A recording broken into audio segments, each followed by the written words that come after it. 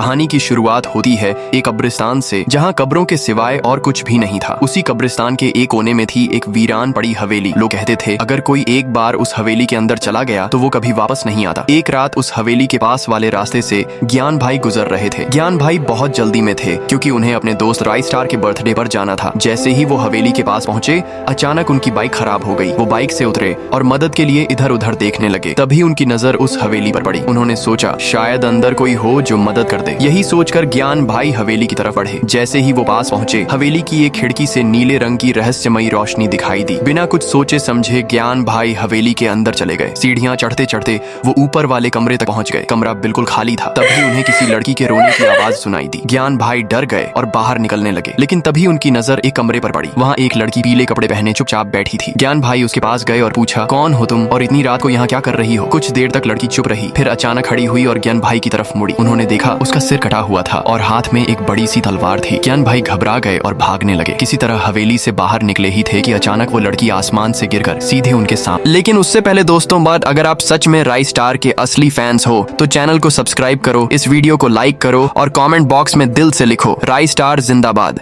सामने आ गिरी। ज्ञान भाई रोते हुए बोले, मुझे जाने दो, मैंने तुम्हारा क्या बिगाड़ा है? लड़की ने सिर्फ एक शब्द कहा, धोखेबाज, और अपनी तलवार से ज्ञान भाई का गला काट दिया। उधर दूसरी तरफ राय स्टार अपने दोस्तों के साथ मजे से बर्थडे पार्टी मना रहे थे। उन्हें क्या पता था कि उनका जिगरी दोस्त अब इस दुनिया में नहीं रहा। अगले दिन सुबह जब पार्टी खत्म हुई और राय स्टार अपने दोस्तों के साथ घर साफ कर रहे थे, तभी बाहर एक पुलिस की गाड़ी आकर रुकी। एक पुलिस अफसर उतरा और बोला, हमें एक पुरानी हवेली के पास एक लाश मिली है, तुम्हें हमारे साथ चलना होगा। राय स्टार को कुछ समझ नहीं आया, लेकिन वो गाड़ी में बैठ गए। कुछ देर बाद जब वो हवेली के पास पहुंचे तो वहाँ भीड़ लगी हुई थी। भीड़ के बीच जमीन पर ज्ञान भाई की लाश पड़ी थी। अपने दोस्त की हालत देखकर राय स्टार जोर जोर से रोने लगे। उन्हें समझ नहीं आ रहा था कि ये सब कैसे हुआ, किसने किया। तभी वहाँ एक पागल बूढ़ा बाबा आया और चिल्लाने लगा, मैंने कहा था मोहिनी किसी को नहीं छोड़ेगी, वो सबको मारेगी जैसे इसको मारा। ये कहकर बाबा वहाँ से भाग गया। राय स्टार ने पास खड़े एक आदमी से पूछा, ये कौन था और ये मोहिनी कौन है? आदमी ने धीरे से कहा, वो मोहिनी का बाप है। बहुत साल पहले वो और उसकी बेटी इसी हवेली में रहते थे। मोहिनी बहुत खूबसूरत लड़की थी। गाँव का हर लड़का उससे शादी करना चाहता था, लेकिन एक दिन पता चला कि वो बच्चों पर काला जादू करती है। गाँव वालों ने उसे एक पेड़ से बांधकर जिंदा जला दिया। तब से कहा जाता है कि मोहिनी की आत्मा आज भी इस हवेली में भटकती है और जो भी अंदर जाता है अगली सुबह उसकी लाश मिलती है। ये सुनकर राय स्टार सब समझ गए, लेकिन उन्हें अब भी लग रहा था कि शायद किसी इंसान ने ज्ञान भाई को मारा हो और सारा दोष भूतों पर डाला जा रहा है। इसीलिए उन्होंने तय किया कि वो इस रहस्य की असली सच्चाई जानकर रहेंगे। रात होते ही राय स्टार उस हवेली के पास पहुंचे। वो बाहर से हवेली को ध्यान से देख ही रहे थे कि अचानक खिड़की पर एक लड़की नजर आई और फिर गायब हो गई। राय स्टार ने धीरे से कहा, तो ये सच है, और वो हवेली के अंदर चले गए। लेकिन कुछ ही देर बाद अंदर से उनकी चीखें सुनाई